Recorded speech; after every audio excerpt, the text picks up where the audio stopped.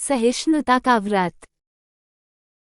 कुंडक कुमार नाम का एक सन्यासी एक बार ठंड के दिनों में हिमालय से उत्तर वाराणसी पहुंचा।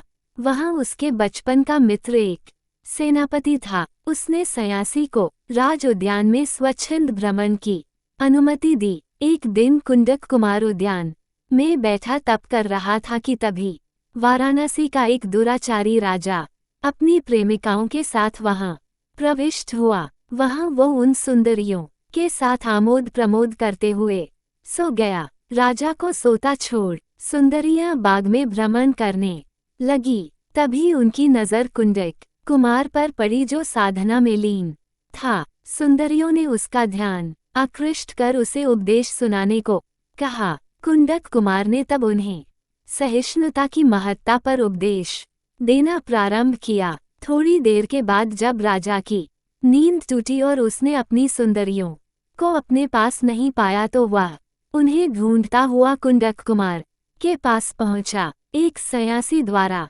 उसकी सुंदरियों का आकृष्ट हो जाना उसके लिए असहा था।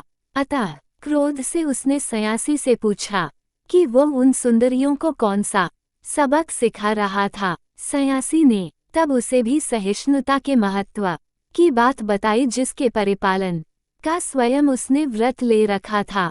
ये सुन राजा ने उसे कोड़ों से पिटवाया। जब वो लहूलुहान कि गया तो राजा ने फिर पूछा कि उसके व्रत का क्या हुआ।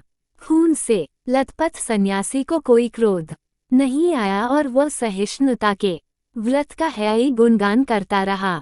क्रोध में राजा ने तब उसके हाथ फिर पैर आदि कटवा कर वही प्रश्न बार बार पूछा, किंतु सन्यासी हर बार शांत भाव से सहिष्णुता के व्रत की ही गाथा गाता। अंत में उस सन्यासी की सहिष्णुता से परम क्रोध हो राजा ने उसकी छाती पर लात मारी और वापस लौट गया। कहा जाता है कि राजा जब वापस लौट रहा था तभी धरती फट गई। उसके अंदर से उठती आग की लपटों ने राजा को निगल लिया।